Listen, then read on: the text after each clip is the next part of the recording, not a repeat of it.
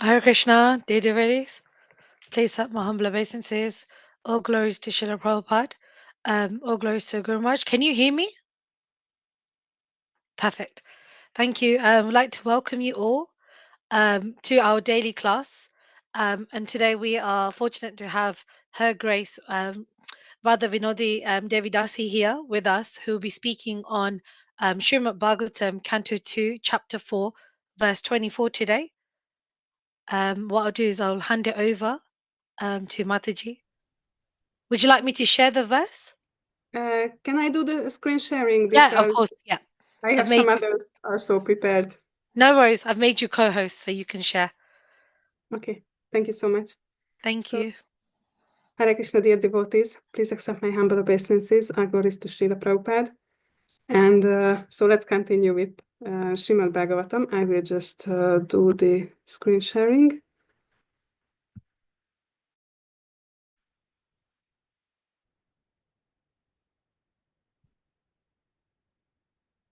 Okay, done. So thank you for your patience. Om Namo Bhagavate Vasudevaya.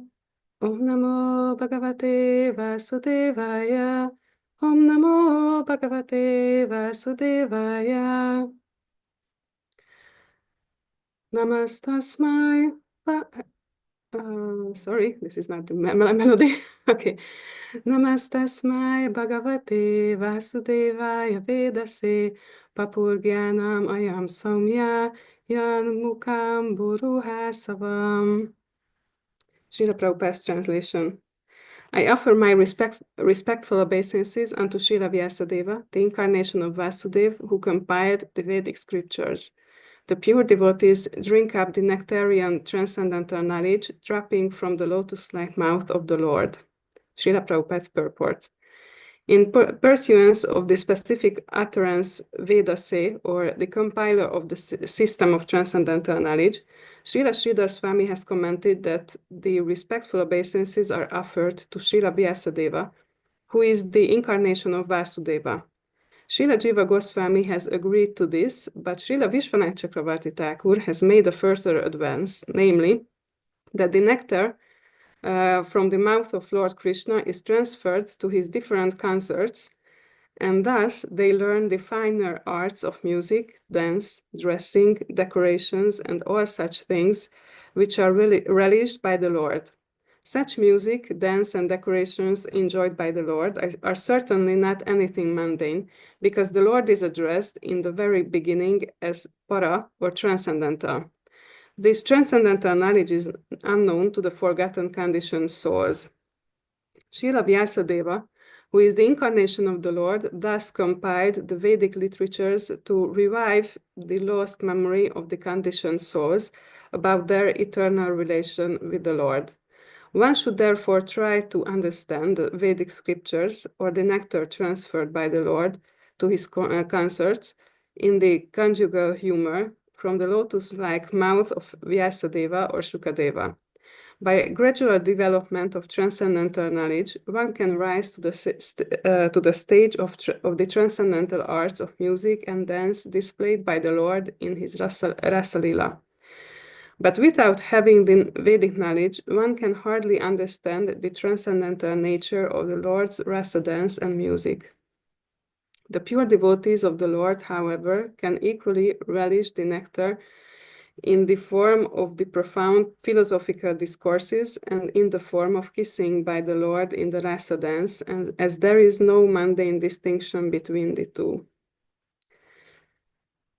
Om Gyanaatimirandasya Gyananjana Shalakaya Chakshurum Militam Yena Tasmai Shri Gurave Namaha Nama Om Vishnupadaya Krishna Pashtaya Bhutale Srimate Bhaktivedanta Swami Niti Namine Namaste Sarasvate Deve Gauravani Pracharine Nirvishesha Shunyavadi Pasyatya Deshatarine Jai Shri Krishna Chaitanya Prabhu Nityananda Shri Advaita Gadadhara Shivasadi Gaura Bhakta Vrinda Hare Krishna Krishna Krishna Hare Hare Hare Rama Rama Rama Hare Hare Namo Vishnu Padaya Krishna Pastaya Bhutale Srimate Candramauli Swami Niti Namine.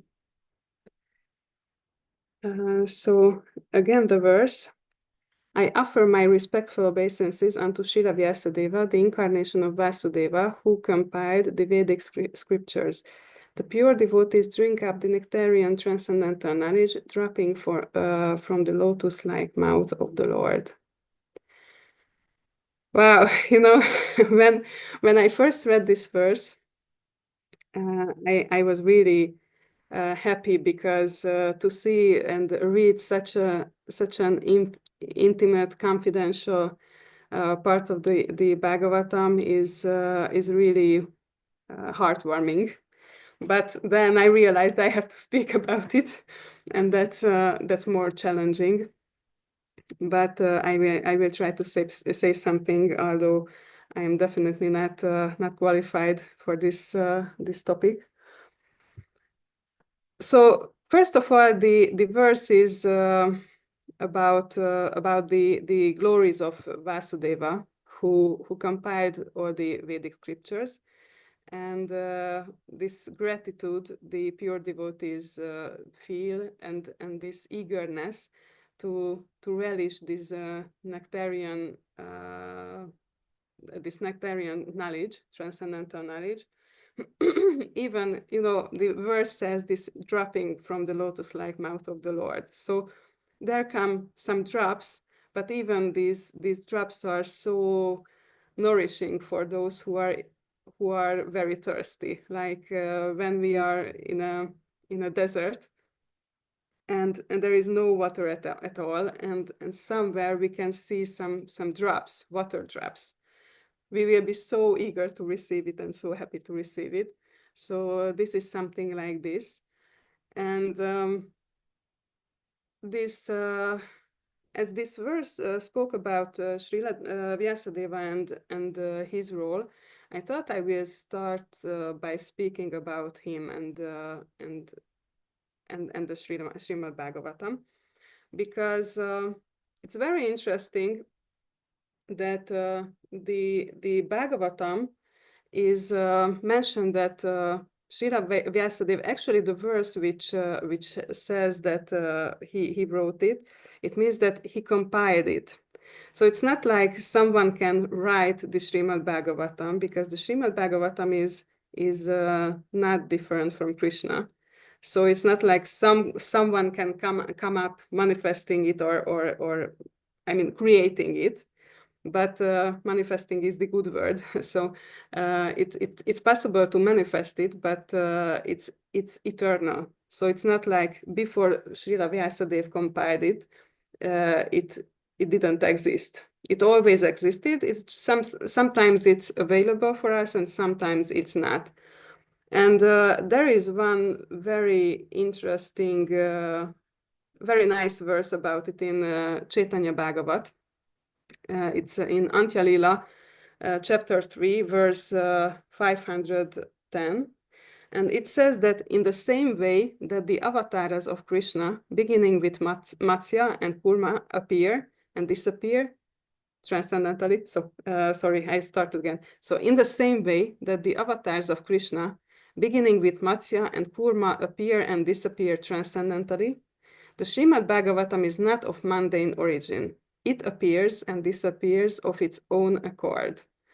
And this is beautiful because it says that the Srimad Bhagavatam is a living entity and has its, or I would say his own will, and decides when to appear and when to not to appear. And I remember I heard some kind of pastime of Srila Prabhupada when he had some exchange with devotees, and he also mentioned that he didn't bring the Srimad Bhagavatam to the West. I mean, I don't know how he exactly phrased it, but the meaning was that he was a carrier. He carried the Srimad Bhagavatam because the Srimad Bhagavatam wanted to come to the West, and he was just helping, giving the legs to the Srimad Bhagavatam. So, when we approach the Srimad Bhagavatam as a living entity, as a person, then our relationship with the Srimad Bhagavatam can be totally different, because then we can have exchanges, we can really listen to it in a different mood, and we can reciprocate. So we can consider how, maybe it sounds sentimental, but when we are not reading for 1 day, 2 day, 3 days, then it might be that the Srimad Bhagavatam is missing us, because the Srimad Bhagavatam is the form of the Lord. So he wants to connect us in every possible way, and we can reciprocate with him in this way. So, as I mentioned, Srila Vyasadeva not wrote, in a sense, Srimad Bhagavatam, but he compiled it. And I would just like to share something interesting in this regard. Um, mhm.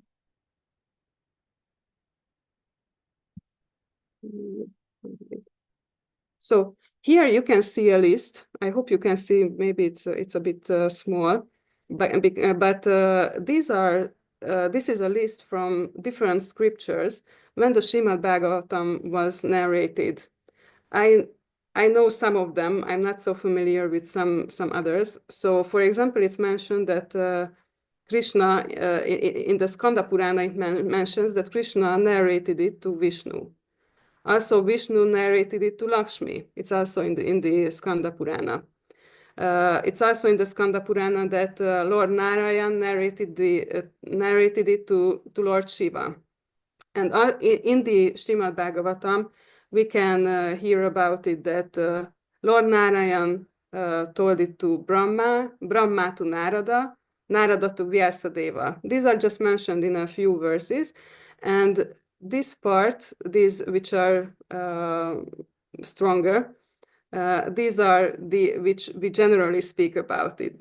So actually, Narada narrated the Srimad Bhagavatam to Vyasadeva, and Vyasadeva already compiled, wrote all the Vedanta, the Vedic knowledge, but he wasn't satisfied. So when his spiritual master Narada Muni came, then he revealed to, Vyasadeva revealed to Narada his how unsatisfied he is. And because Narada Muni encouraged him to speak more directly about the Lord, because all the previous knowledge which he wrote was sometimes a bit more direct, sometimes indirect, but he encouraged Vyasadeva to very directly write about the glories of the Lord. So that's what happened. And then Vyasadeva compiled this Bhagavatam. Then he taught it to his son, Shukadev Goswami. And there are some other occasions also. And later on, Shukadev Goswami narrated it to Parikshit Maharaj. And it's very interesting that Narada Muni and Vyasadeva were also there present in the assembly. So it's not like they, oh yeah, I compiled it, so I know what's in in it. It wasn't Vyasadev's mood, but he was also eager to hear it from his son. And so Sutta Goswami was also present in the assembly, and then later on, he narrated it to the sages at Naimisharanya forest. So I don't want to read all of this because it's just, in some sense, it's a list and difficult to pay attention to it. But my point was that there were occasions even before Vyasadeva uh, writing it down that others narrated. So Srimad Bhagavatam existed even before Vyasadeva's work. So this is also proof that Srimad Bhagavatam exists eternally. It's just sometimes available to us, sometimes not, and different personalities could hear it even before it was compiled. So back to uh, sorry, just the technical stuff.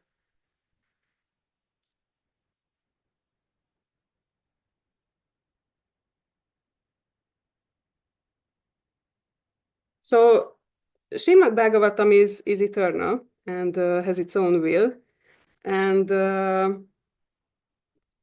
we can have some kind of relationship, some kind of connection with Srimad Bhagavatam if we properly approach it and serve it. So this serving mood is very important because Srimad Bhagavatam is a form of the Lord. It's many times mentioned that it's not different from the Lord, and there are three different aspects why it's not different from the Lord. So why one thing is that it's not different from Krishna because it's coming from the lips of the Lord. Even this purport refers to it, comparing narration of the Bhagavatam to the kisses of the Lord during a rasa dance, and how there's no possible thing more confidential than that. And this should also be something for us, that it's important to appreciate it, because we are not even conscious about what kind of treasure is in our hands. And so because the Lord spoke it originally came from Krishna. So in the beginning of the list, it was that Krishna told it to Narayan, but also Srila Vyasadeva is an incarnation of Krishna. So I mentioned one verse which stated that the Srimad Bhagavatam is eternal. So it's not like it appears and it's not written at some time and not existing before that. But Vyasadeva is also similar, that in the Lord appears in each yuga as Vyasadeva in order to give this knowledge to the people. And in Matsya Purana, there is a verse saying that, O best of the Brahmanas, understanding that the Purana would gradually become forgotten, in every yuga, I appear in the form of Vyasa and condense it. So both the Srimad Bhagavatam and the compiler of the Srimad Bhagavatam is eternal in one sense. It's just Vyasadeva is incarnation appearing again and again. And another aspect, how it's not different from the Lord, is that the Srimad Bhagavatam speaks about the Lord very directly. So it's not just referring to it, and we have to achieve this conclusion in the end that the summum bonum, everything is Krishna. He is the goal. It's not up to our intelligence or conclusions or whatever, or development, but it's there in every canto, every chapter, everywhere in the Srimad Bhagavatam. That is the main point. So it's mentioned that there are 10 topics of the Srimad Bhagavatam.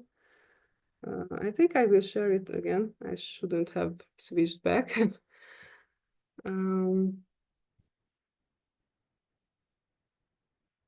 So here is the list that there are 10 topics. One is Sarga, creation of the ingredients of the cosmos by the Supreme Lord. Visarga, secondary creations. It's when Lord Brahma is doing the creation. Third is Stanam, the maintenance of the creation. Fourth is Poshanam, special favor given to the faithful. Fifth is Utaya, impetuses for activity. Sixth is Manvantara, reign of Manus and prescribed duties for mankind. So it's also the laws for mankind.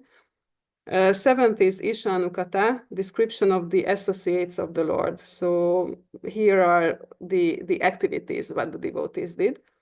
Eighth is Nirodha, the winding up of the creation. So we can say that this is the destruction of the world. Ninth is Mukti, liberation.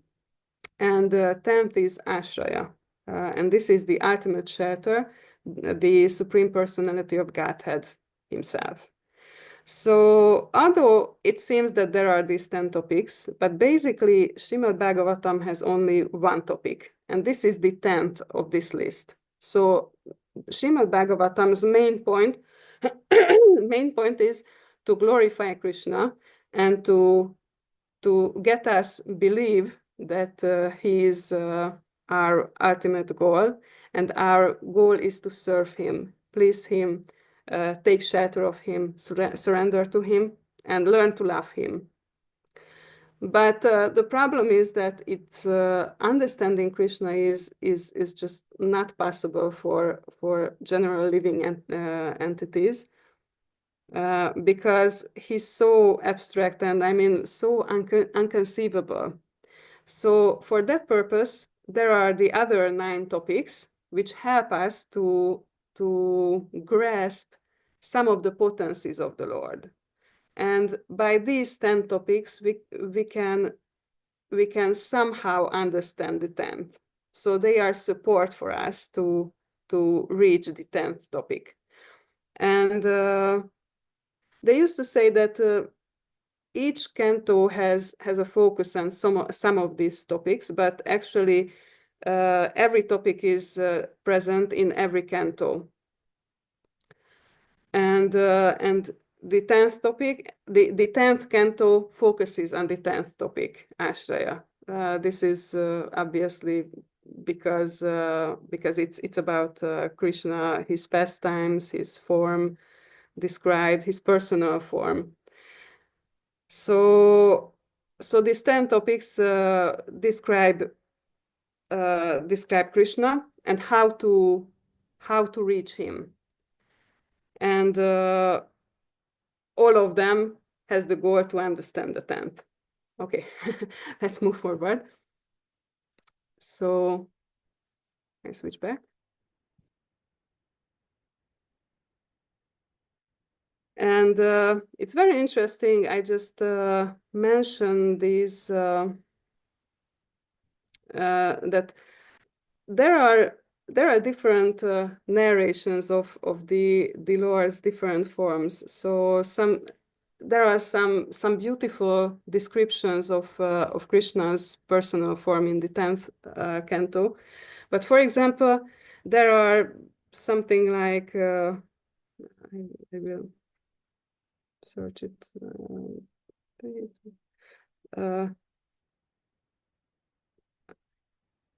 Something like 8 or 9 different descriptions about his universal form. And Srila Prabhupada wrote about it that the universal form is kind of an imaginary form, and it's not really for the devotees, but for the neophyte people who needs material things to understand the greatness of the Lord. So this universal form is for for yogis to meditate on. And this way we can understand how great Krishna is. And there are different parts. So in the second canto, for example, there are 3 different kind of descriptions of this. In the third canto, it's also present. In the fifth canto, this Vedic cosmologies and this Shishumara form of the Lord. In the 8th canto, how Bali Maharaj experiences this universal form when Vamanadev takes his steps. So there are descriptions of Krishna's form. Obviously, for us, it's not the Virat Rupa is this universal form is the most important or the most attractive. Definitely not. That's not the most attractive. But so there are topics of the Lord and there are descriptions of the Lord.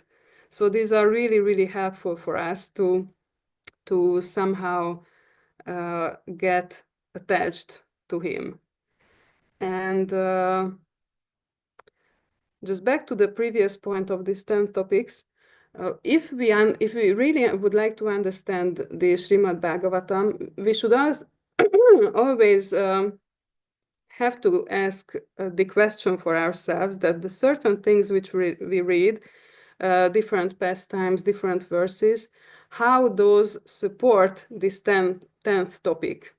I've heard this example that, for example, there is the marriage of Diti and Kashyapa, or Devahuti and Kardamamuni. And in those parts, for example, we can hear about how to make a marriage work, what is the culture of marriage. But if we just stick to that point, we won't understand what is behind that, what are these narrations support. So how that supports the idea that Krishna is the ashraya, Krishna is the supreme shelter. And it was very nice. Bhakti Vigyan Swami said that Krishna has this blackish color, and it helps him that it's easy to hide like that. According to my understanding, it's like, there is this darkness of ignorance, and if someone comes in who is also dark, it's not so easy to find. But still, if we are looking for him, it's possible to find him.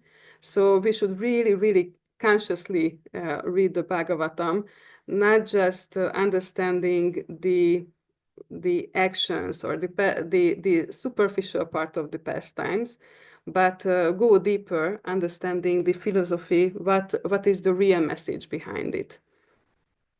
And the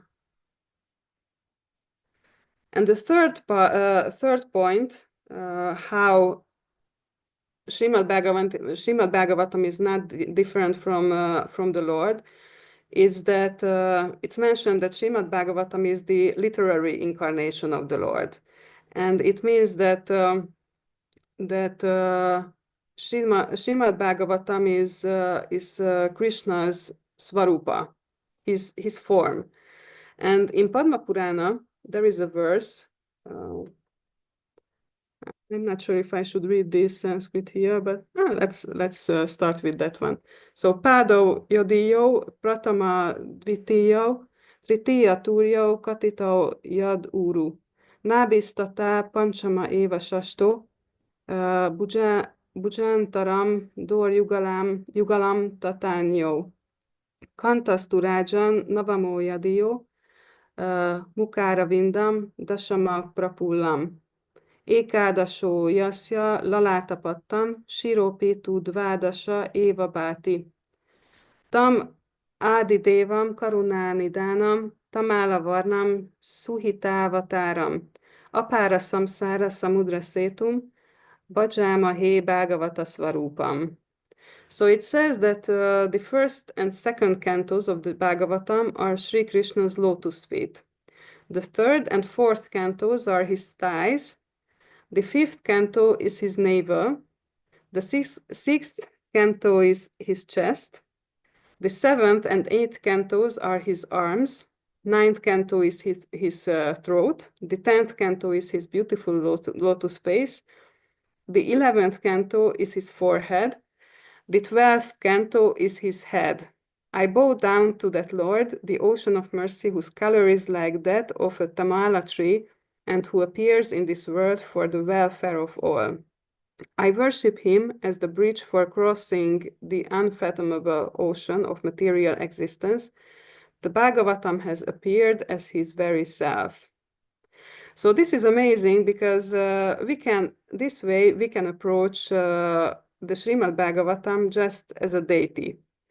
And Srila Prabhupada also wrote that it's actually, the process is the same. This is a qualification for hearing Srimad Bhagavatam, that we gradually progress from the first canto and not jump to higher cantos. Generally, people want to jump to the 10th canto. And I've heard some descriptions about a bit more details. So, for example, if we speak about the first and second cantos, it's mentioned that these are Sri Krishna's lotus feet. So, if we consider the first canto to be the soles of Krishna's lotus feet, then we can understand the 19 chapters as the 19 symbols on his soles. So it's very, very interesting. The second canto is the upper part of Krishna's lotus feet, and the 10 chapters can be seen as the 10 toes on his feet. Also, if we see that the sixth canto is his chest, and it's very interesting that the glories of the holy name are there in his chest. So this is Krishna's heart also. And the eighth canto, seventh and eighth canto is mentioned to be his arms, but if we understand the seventh canto as his arm and the eighth canto as his hands, then the 24 chapters can be seen as the 24 symbols on his poems. So these this is beautiful meditation to understand the Srimad Bhagavatam like this, and take darshan of the Srimad Bhagavatam gradually from the lotus feet towards Krishna's lotus face. And Srimad Bhagavatam, Srila Prabhupada also said that even within the 10th canto, Krishna's smiling face, his smile is those chapters which describe the rasa dance. So this is one understanding of the Srimad Bhagavatam, and the Puranas give us this meditation. And Srila Prabhupada spoke about this meditation, how to take darshan of the Srimad Bhagavatam. He said that, that is the way of seeing. First of all, you have to see the lotus feet, then gradually the thighs, and then at last the beautiful face. Therefore, the Srimad Bhagavatam, the first canto, second canto, are lotus feet of the Lord. We have to read very carefully because we have to see, first of all, Padambujam. Don't go all of a sudden to see the face of the Lord, just like the Sahajiyas did. Their reading of Bhagavatam is Rasalila. Rasalila is the smiling of Krishna, where Krishna is personally enjoying very sweet smiling. So you don't try to see the smiling of Krishna immediately. First of all, try to see the lotus feet of Krishna, Padambujam. Then gradually rise. When you are accustomed to see, as soon as you close your eyes, immediately see Krishna's lotus feet, probably. Then you go further, go further, go further, go further, sorry. And that is Srimad Bhagavatam, first canto, second canto, third canto, fourth canto. In this way, you have to go to the 10th canto. Then 10th canto means the head. And then in the 10th canto, the chapters 29 through 35 chapter, that is smiling. Don't try to see Krishna smiling immediately. Then you will be baffled. It requires qualification and it requires time. But if Krishna is pleased, then he can show his smiling immediately. That is special favor. But the general way is to see, first of all, the lotus feet of Krishna and make your endeavor perfectly done by this Shravanam Kirtanam Vishnu Shrinvanti Gayanti. This is the process. Thank you very much. So this is one way to understand that Srimad Bhagavatam is not different from Krishna. Just something very interesting which I read about lately, that it's also true for Bhagavad Gita, because Bhagavad Gita is also spoken by Krishna. And in Padma Purana, there is a description. Lord Narayan is speaking to Lakshmi Devi, and he says that how the Bhagavad Gita is not different from him. I mean, which limbs correspond to which chapters. So there is a form of the Lord in Bhagavad Gita also. So back to this the purport of our verse. So it's very interesting that how, in the end, how it's said that there is no difference between the Lord kisses in the rasa dance and between the philosophical discourses, these profound philosophical discourses. Both are coming from the lips of the Lord. So it's very, very confidential and nectarian. It's just we have to understand how to see it.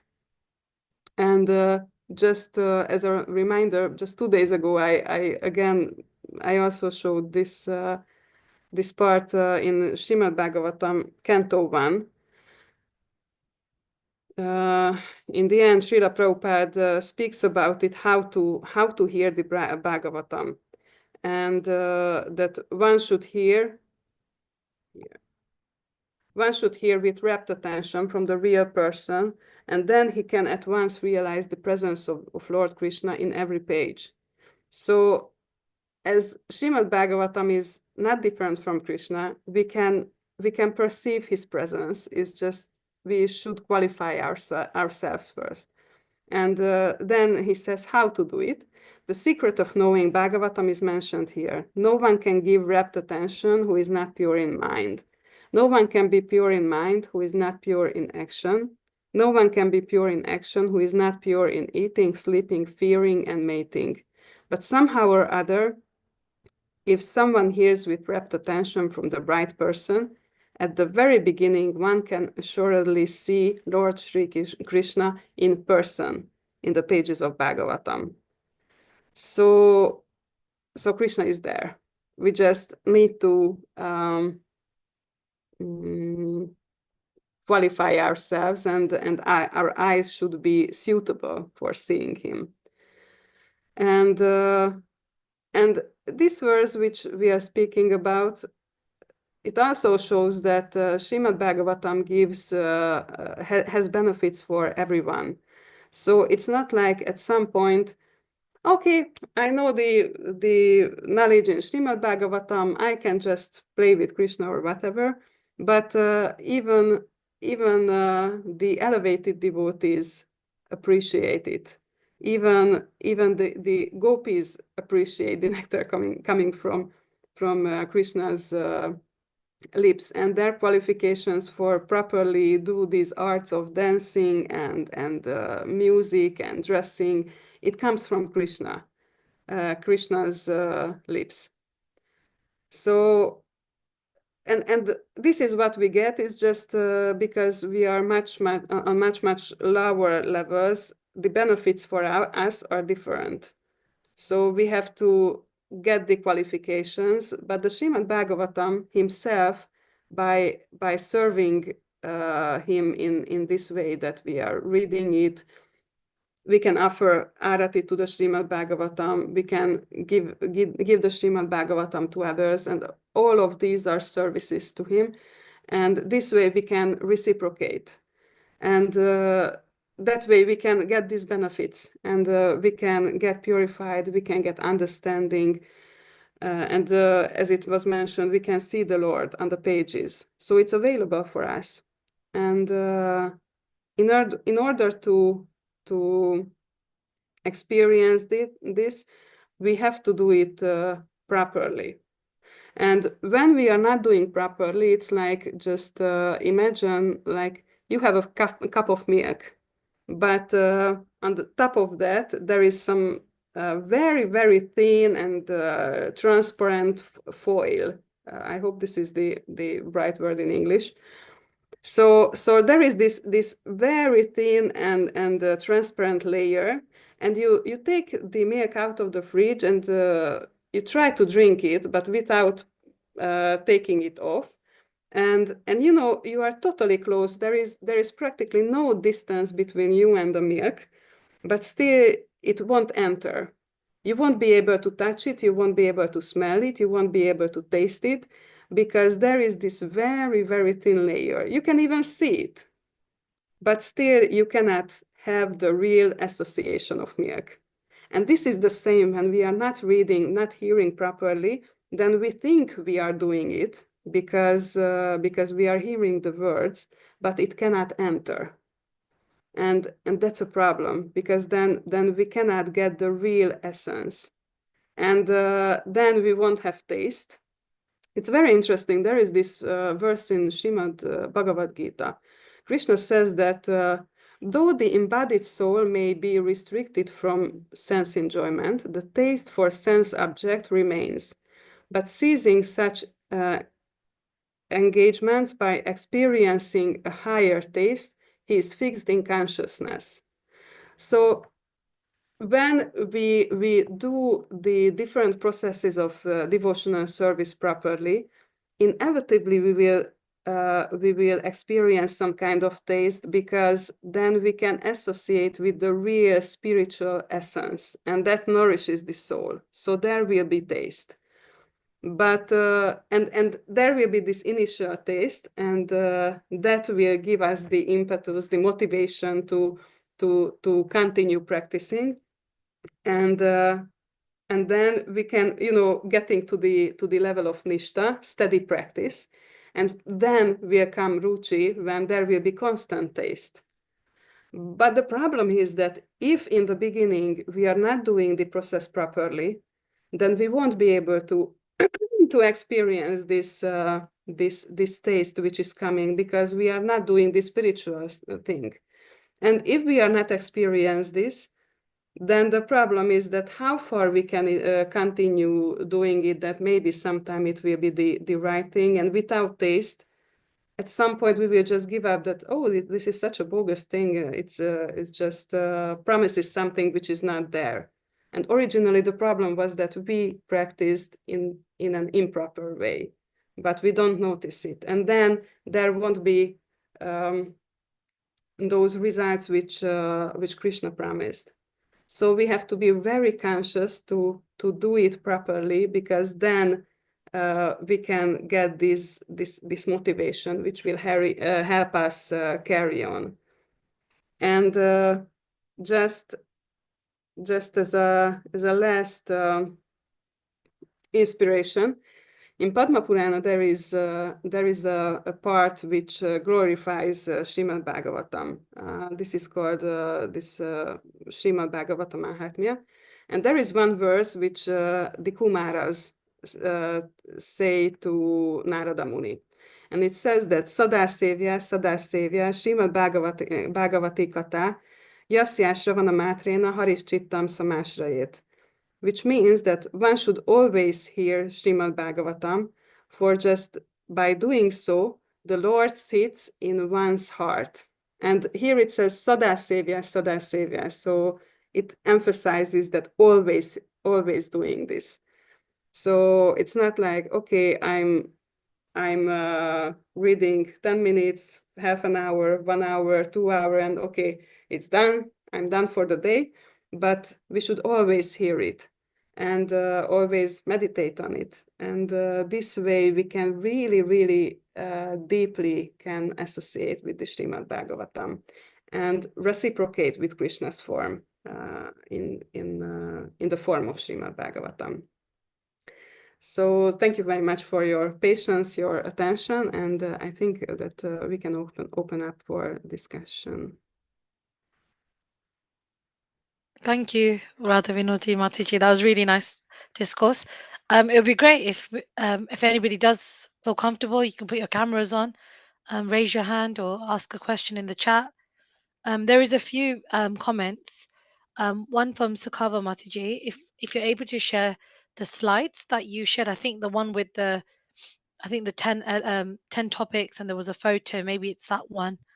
Oh, Uh, that was, I just have some my notes, and I just put it there in as a picture. But if it's okay, I can send it to the WhatsApp group, this Perfect. That'd be picture. great. Yeah, thank you. And there's another one, another comment from I think Scarlett Mataji about I think she was questioning whether when you were speaking about the 10 topics, is there a specific book this is in, and which book that is? Mm. What the tenth topic? I think the comment came around that time. I'm Mhm, not sure if mhm, Scarlett Mataji, you want to just clarify.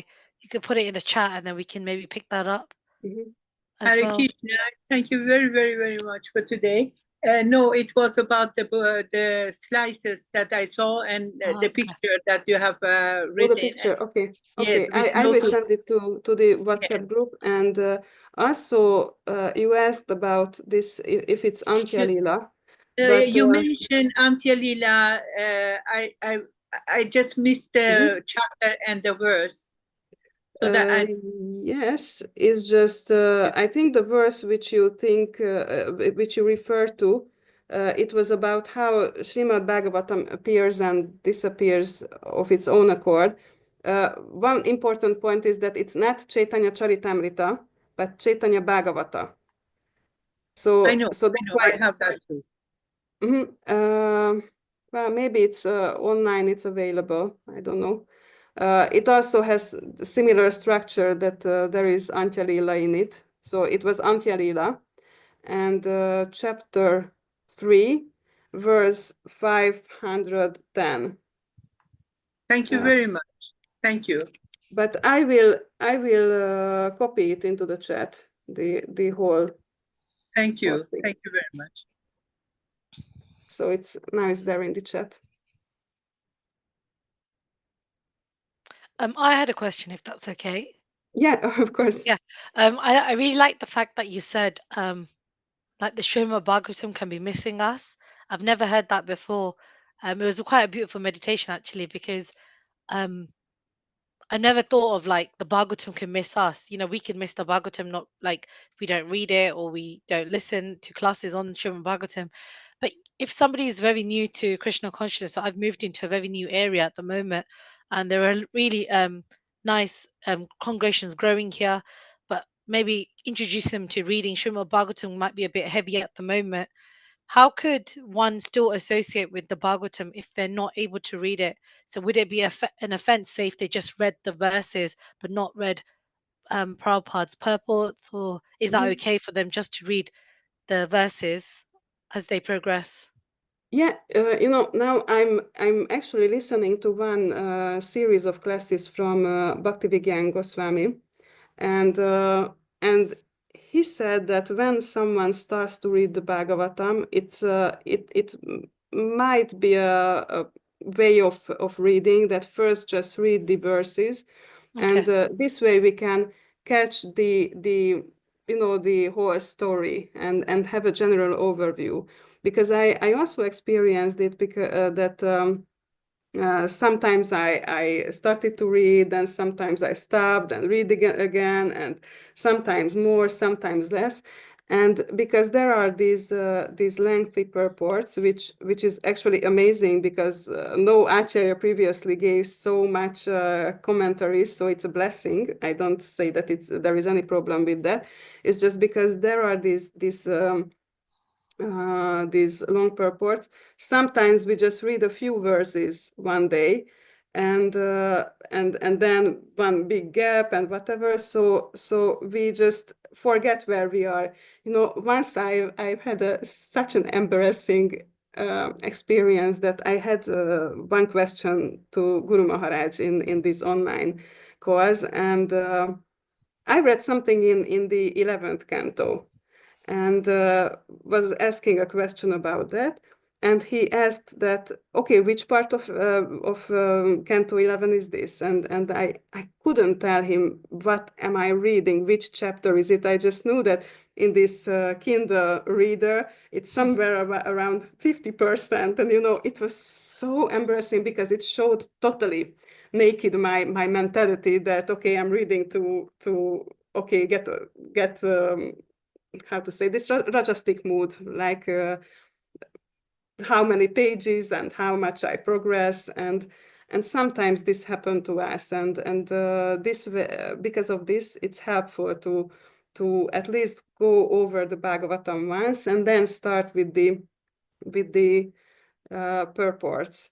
But Okay. also, for example, the Krishna book was given to us by Srila Prabhupada because because it's possible to read it even before finishing Srimad Bhagavatam, and yeah. No, thank you, thank you. No, that definitely clarifies. Devotees, does anybody have any questions? You can raise your hand or unmute, and then we can pick some questions up.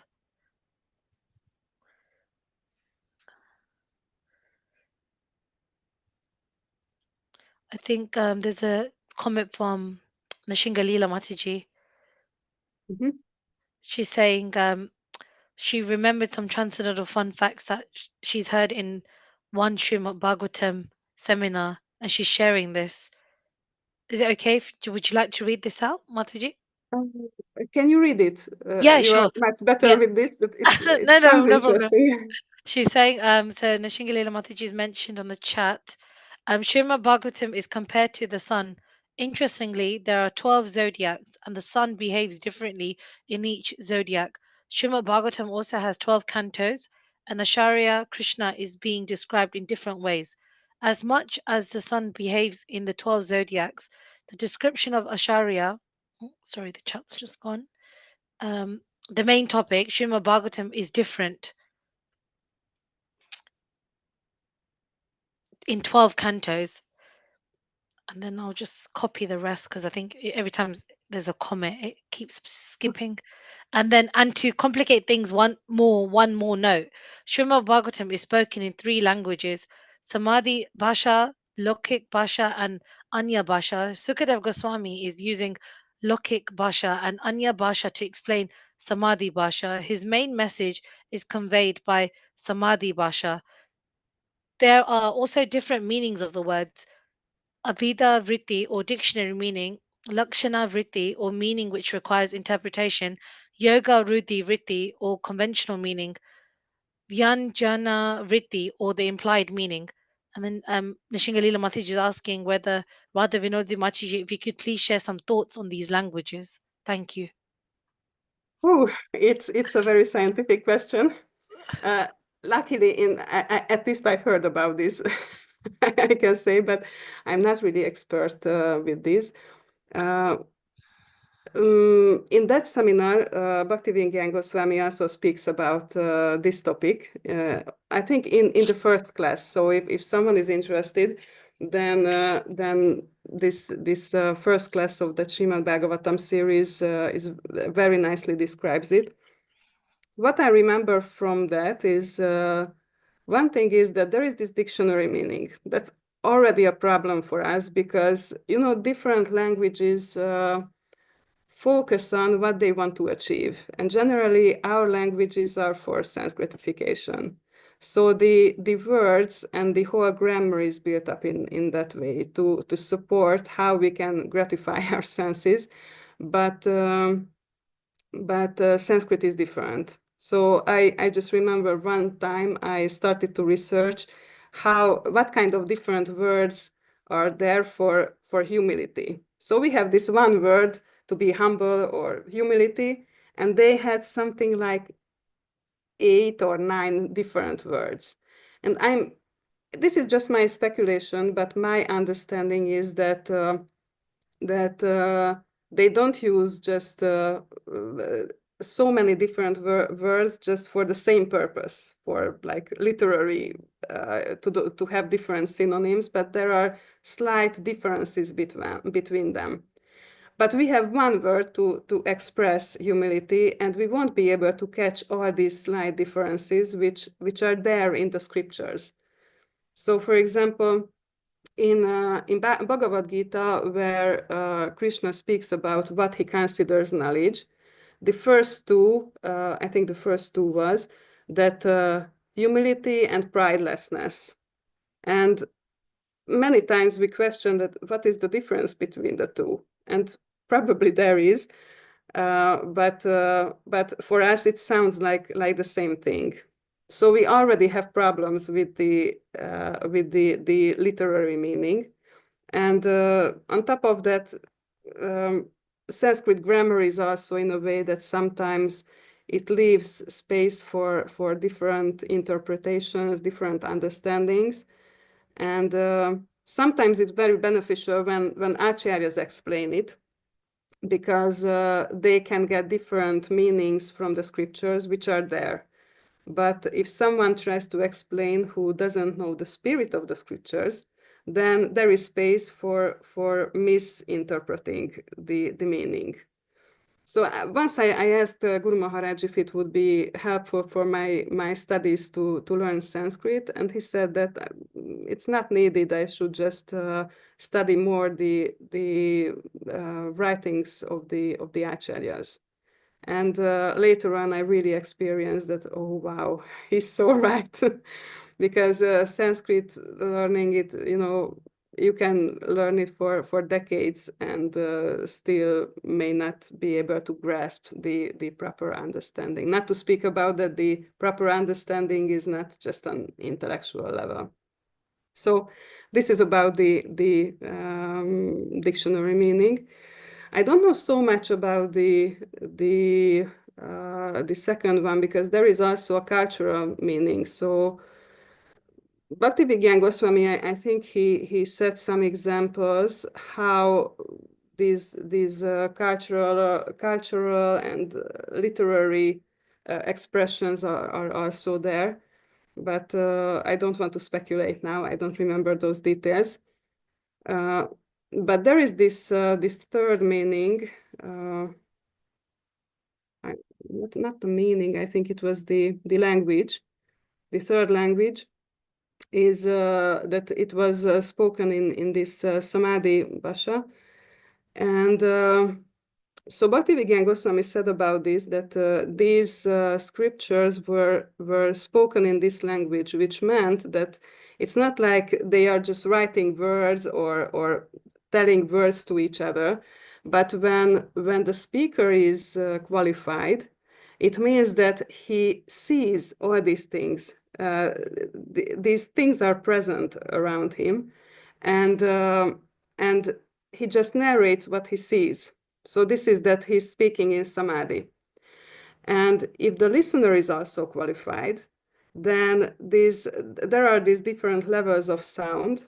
And by understanding not just which is spoken, these words which go through the air, but also the other levels of sound, then he can perceive this reality which the speaker sees. So he cannot just hear this knowledge, but see this knowledge and experience it on other levels. And this is why it's so important that the speaker and the listener is also qualified, and to purify ourselves more to be able to perceive these other levels of knowledge. And that's why it's said that knowledge and bhakti, it's said about bhakti, but it's also therefore knowledge travels from heart to heart. So it's not an intellectual thing. And yeah, this is what I've heard about this topic. I think that much more could be said about it, but these are my little limitations. But I think it's very, I really suggest devotees to listen to those classes from Bhaktivinoda Goswami, because he goes so deep into this topic. It's very, very interesting. Thank you. Are those classes on YouTube that you mentioned? Yes, I will just share the link, because I'm still listening to these.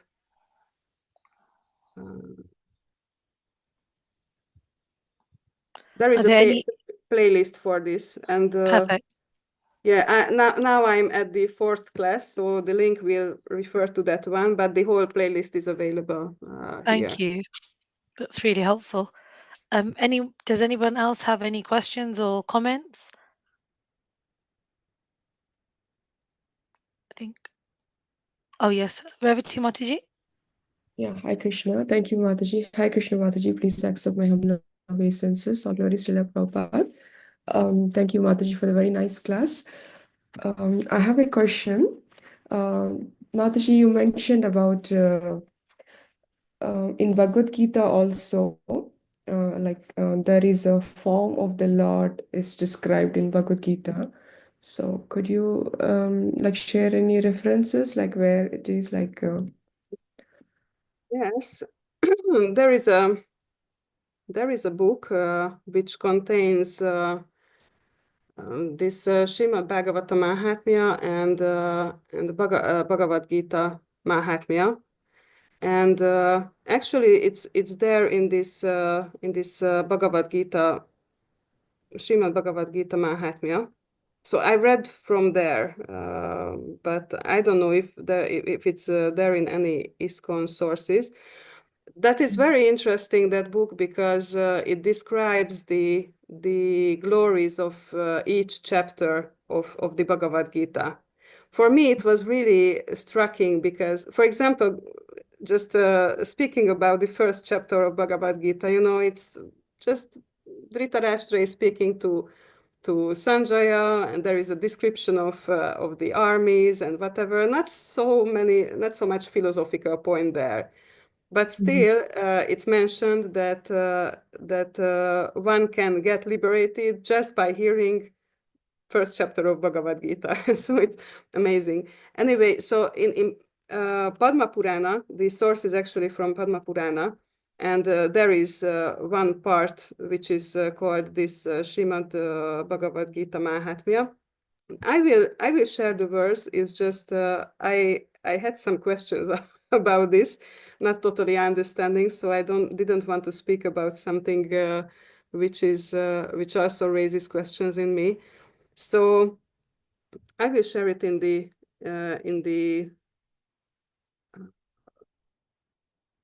chat also.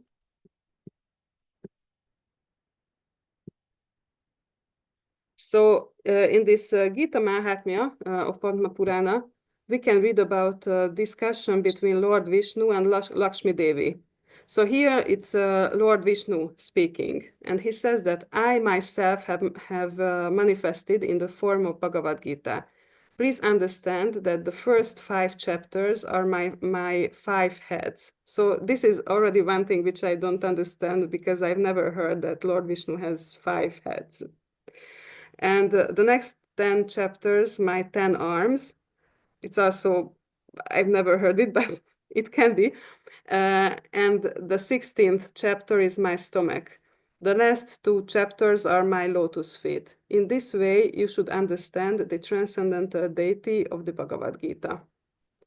So Lord Vishnu says this in Padma Purana to Lakshmi Devi.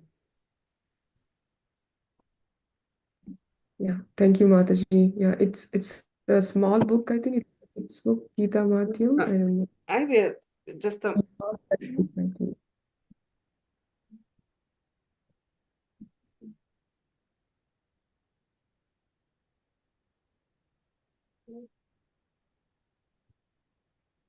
sorry.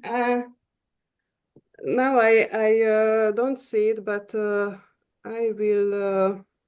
I ordered it from Bhaktivedanta libraries, and I will just search the link there. I'll look at that book. Yeah, thank you. I think I have that book. It's a small book. Yeah. A small book, and it contains 2 things. One is this Srimad Bhagavad Gita Mahatmya, and so these there are different pastimes glorifying each chapter of the Bhagavad Gita, and there is also this Gita Mahatmya, these I think eight verses, which is there also in the introduction of Bhagavad Gita. Prabhupada included that. And after that, there is Srimad Bhagavatam Mahatmya, which is from Skanda Purana. So this Mahatmya means basically glorification. And in different Puranas, there are different glorifications. And Srimad Bhagavatam is glorified both in, at least I know about that there is one in Padma Purana, and there is one of these glorification in Skanda Purana.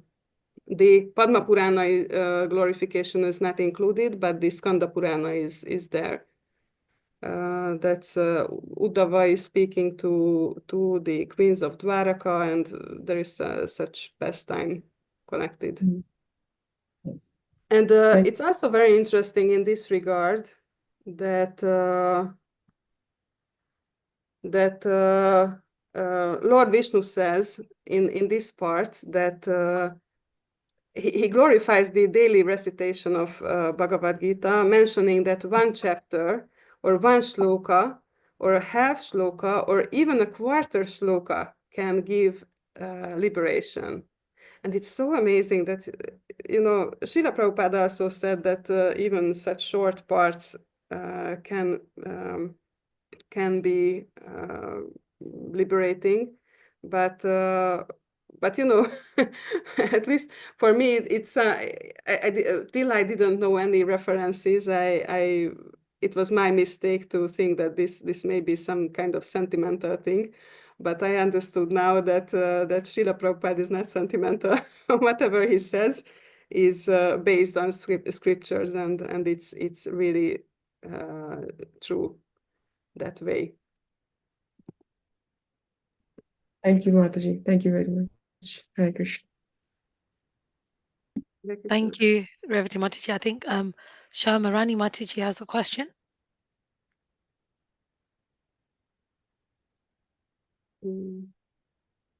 I just Oh no, there's some questions also. I put the link for this book into the Perfect. chat. Thank you. Mataji, do you want to unmute and you have your hand up? I think maybe there's no sound. Mataji, Trupti Mataji. Oh, sorry, Trupti Mataji, sorry. Hare Krishna. Can you hear me? Yes, we can. Yep, sorry. Yeah. When you Hare Krishna, my humble obeisance to you all Vaishnava, my humble obeisance to Guru Maharaj, and all glories to Srila Prabhupada. When you said Shamarani Mataji, that is my sister. So I said, oh, I don't see Sorry, her. yeah, you looked alike. Sorry, I thought it was Shamarani Mataji on the call, and your name was sorry, my mistake. Oh, because I said, oh, I don't see her in the group. Maybe another Shamarani Mataji. You look very alike. So I thought it was her, and the name was just wrong. Oh, you know Sorry. her. Okay. Yeah, sorry. Hare Krishna. Yes, my question is is that I understand about Bhagavatam explaining about the whole body of Sri Krishna, Sri Vishnu, and we should Bhagavatam is Krishna, so that's how I take it as well, and I do the arti and do the reading and all that. I'm very new, only a few years in this Krishna consciousness, and I just started reading Bhagavatam. My son gave me for my birthday present last year. So, but my always my worry is that there are so much to read of from the CC and so many other Puranas and other literature from Prabhupada and everything. And I just can't concentrate on everything. So I'm just continuous on Bhagavad Gita and Bhagavatam. So is that okay? Because because sometimes when they talk about other literature, other shastras and everything, and I just think, oh my God, when am I going to know all this? Because I'm a slow reader myself as well. I'm on a second canto at the moment. So, can you just put me out of my misery that it's okay? My understanding in this regard is that that when someone is reading and reading something from a bona fide source, that's okay. So there is no one thing is that it can cause problem if we read something which is above our understanding. So which I mean which causes some kind of disturbance in us. So that's the only thing which can be a problem. But otherwise, if you are reading, then it means that you are connecting your mind and intelligence with Krishna. And it's just that we are in such a passionate mood that we want to achieve something by reading.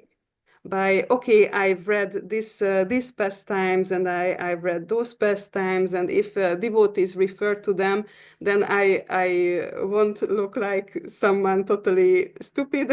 Sorry, but in reality, it's not like we have to achieve some kind of scholarly knowledge or knowing the facts. It's the main point is that while we are reading, the scriptures are working on us. And just as I mentioned that Lord Narayan spoke about it, that if someone reads one chapter of Bhagavad Gita daily, but that it's there without fail every day, reading that chapter of Bhagavad Gita, Yes. then liberation can be achieved. So, I mean, then I don't have any more, any more questions about this, but it's also important that we should at least get some kind of knowledge which helps us through certain difficult situations, that we can go through them in a Krishna conscious way. So it's useful that we read and hear about different topics. I don't say it's not important.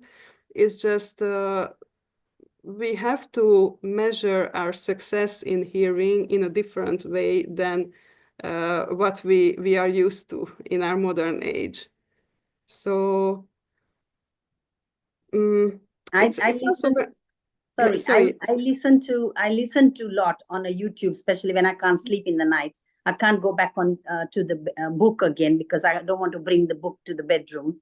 So to Bhagavatam or Srimad Gita while I'm lying in bed, I can't do that. So that time I just listen about Adi Leela or Madhya Leela on CC and everything. I listen on the YouTube and lots of other scholars and other Maharaj and Swami's lectures and everything. I do that, but actually going to the book, somebody was now, because it's a book marathon, and somebody was saying that I should get the CC, and I said, but I already got 10 books of Bhagavatam at home, which I only open the one right now. So if I get that as well, and then I will get so overwhelmed, and then my mind is like, oh, I have to get through this, I have to get through this, I have to read this, then I will be rushing and not taking it all in. So I'm not getting that, but the book to read. But because I'm part of my South London temple, I'm taking a lot of information from everybody, and then there's lots of plays on each different significance day. So I read about it before, and when they do drama and all that, and I take part in that, So I get the gist of little bit of this and that. But my main concentration is I read Bhagavad Gita, one chapter every day. I do the Mahatma as well in my because I have a Bhagavad Gita in my language, and is from Gorakhpur and printed there, and it's got Mahatma at the top. So I read that as well, and I read Bhagavatam, but I don't read any other scriptures. And sometimes when everybody talks about it, and I feel very small and very insignificant, that a lot of people know so much, but maybe they've been in this consciousness for a long time, and I'm just new. Maybe that is why. But it's okay, isn't it, to just follow my consciousness in the right way on Prabhupada's teachings? Yes, it's if you can focus one or two books at a time, and not just it's just the urge of the mind to start new things. I used to fall into this mistake that I start this book and that book and that book and that book and that book, and also a little bit like this with classes, that I have to take notes. And one evening I was just lying in the bed waiting to go to sleep, and I realized that because I have this mentality that I have to collect all the information from the classes and take notes. That's why it seems a little bit like work. So that sometimes I need to listen to a class that I'm just sitting and just listening to whatever is there. No need to have any notes. It's just do it as some kind of recharging activity, like taking rest. And there are some people who sit down and watch a movie, and this is like free time. And for us, classes are like that, because for example, if we listen to a pastime, and it can be, we can in one way see it in a way in front of our eyes if someone nicely narrates it. And it's the same. It doesn't have to be work or study or whatever. So that's the problem, that the mind is very much like a monkey, likes to jump here and there, and we want to achieve something by hearing, but it's not like that. If we connect one moment of our lives with Krishna, then that moment is successful, and that's it. And that gives a possibility that if we properly pay attention, then some meditation, some contemplation can also follow it. So it may support to connect some other moments with Krishna also. And this is enough.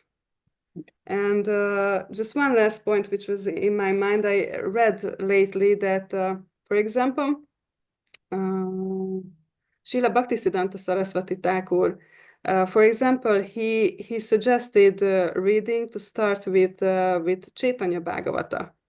And the reason for that was that because people of this age are so contaminated that it's really difficult to listen to read these philosophical discourses. And Chaitanya Bhagavata is mostly pastimes, but the essence is there. So there was a certain order which he suggested. For example, in case of Srila Prabhupada, he suggested to start with Bhagavad Gita, then Srimad Bhagavatam, then Chaitanya Charitamrita. But it's very interesting that when he came to the West, he had no Bhagavad Gita yet. He started to distribute Srimad Bhagavatam. And as I heard, we can understand properly Bhagavad Gita by understanding Srimad Bhagavatam. So that with that understanding, we can go deeper in Bhagavad Gita. So there is no exact order, I would say. There are different approaches how to build up in which order we read. But at least it gave me the idea that one thing which is important, the understanding, which I am qualified for. And another thing is that what is it that is easier to read in the first stages, because we are not able to make great efforts if we don't get some kind of taste.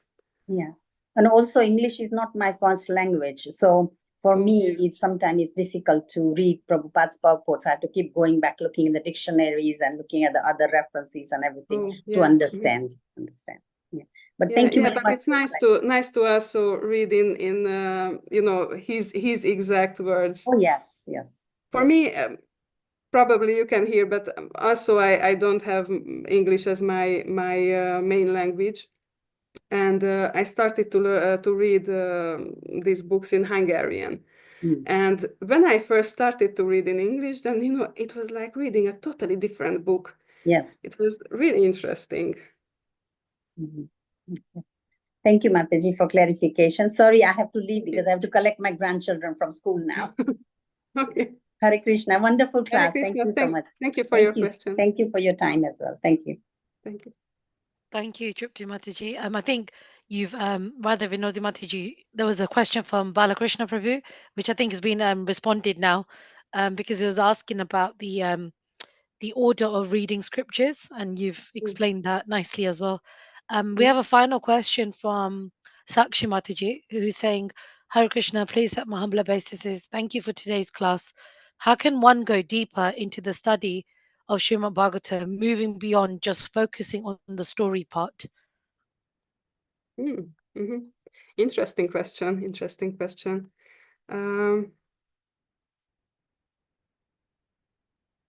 One thing is that there are different books in ISKCON which are like study guides. One is which is very, very nice, is from Gauranga Darshan Prabhu, the Bhagavata Subodhini series.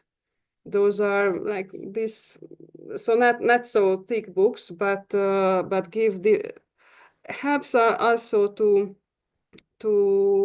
connect the dots in past times, but also some reasonings behind, some understandings in them.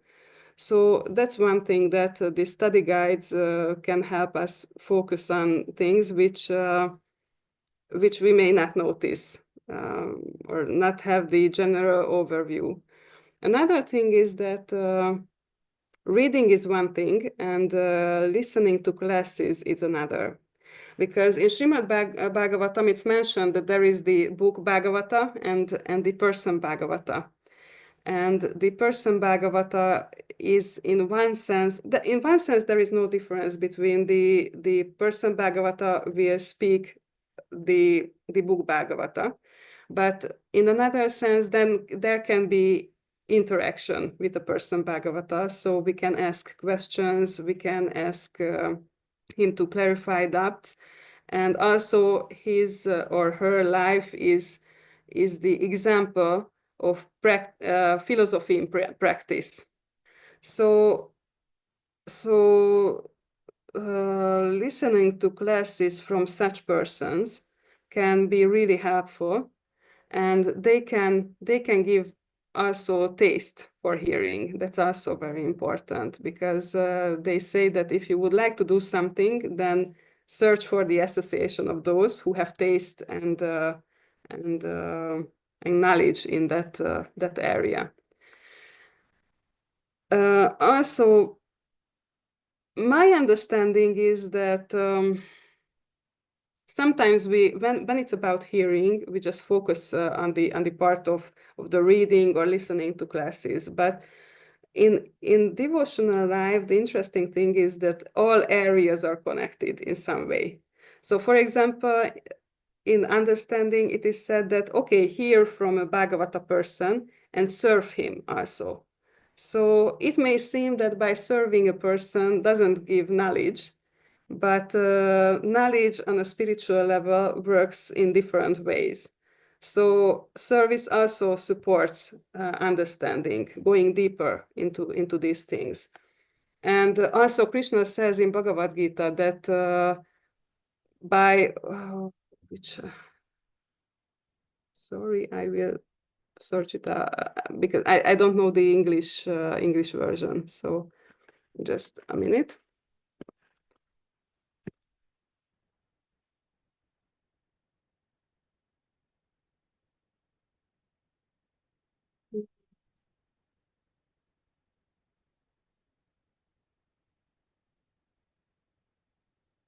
Yeah, so in the Bhagavad Gita, chapter 10, verse number 10, he says that to those who are constantly devoted to serving me with love, I give the understanding by which they can come to me. So he doesn't say that those who are hearing about me or reading about me a lot, or who would really, really would like to understand me, but those who are constantly devoted to serving me with love. And then he gives the understanding. So it's very interesting that service and knowledge is also connected. But also holy name and knowledge is connected, because in Shikshashtakam, verse 1, it said that Vidyavadu Jivanam. So the holy name is the life and soul of knowledge. So all these things are connected, and whenever we do something else may affect our understanding of the Bhagavatam. But obviously, I mean, I think the question refers to what we can do in regards of studies. So that's why I started with that one, that we can get the help of the study books or ask questions from senior devotees. And also one thing which is, I think it may be neglected by many devotees, that when you are giving class yourself, that's really helpful, because that really uncovers those things which you don't understand. So that is also really helpful. I'm just wondering if I have any other Yeah, and obviously one practical point is that these difficulties and tests which Krishna sends in our lives, those also help to understand the meanings of Srimad Bhagavatam, because let's not forget that our goal is not theoretical knowledge, but we would like to achieve real realized knowledge, practical knowledge, and that is how we achieve that by going through these tests, we understand how to apply this theory. I hope I covered. This is my knowledge so far of this topic. But I'm sure there may be, one other thing which came to my mind. Yeah. So discussing scriptures with devotees, that's also really helpful, because we have certain conditionings, and based on those conditions, we understand scriptures in certain ways. But others can understand them in different ways, and by exchanging these understandings, it can be very, very helpful also. Yeah. Thank you so much. Hopefully that did answer. Yes, Sakshi Mataji said thank you. Very well explained. So yeah, I think we have no other further questions. So we can end our daily class here. Thank you so much, Radha Vinodini Mataji, for giving us your time today and sharing us some amazing nectarian knowledge that you are. And you could tell you're a very well scholar, I would say. You read deep, because everything you were sharing was so nice. So yeah, thank you so much. So we'll end here, and there will be a class again tomorrow, same time. So Thank you very much for today's class. Hare Srimad Krishna. Thank you for a Bhagavatam ki wonderful class, jai, Mataji. Srila Prabhupada ki jai. Thank Thank you. I don't know if Yeah. Srimati Mataji, if you have any announcements to make. No, Mataji. No? Okay, perfect. Perfect. Srimad Bhagavatam ki jai, Srila Prabhupada ki jai. Yeah. Thank you, and we'll see you tomorrow. Thank you Hare very Krishna. Thank you. I would like to thank everyone for these wonderful questions. Thank you. Thank you, Mataji. much. Thank you. Nice, and thank you, Mataji.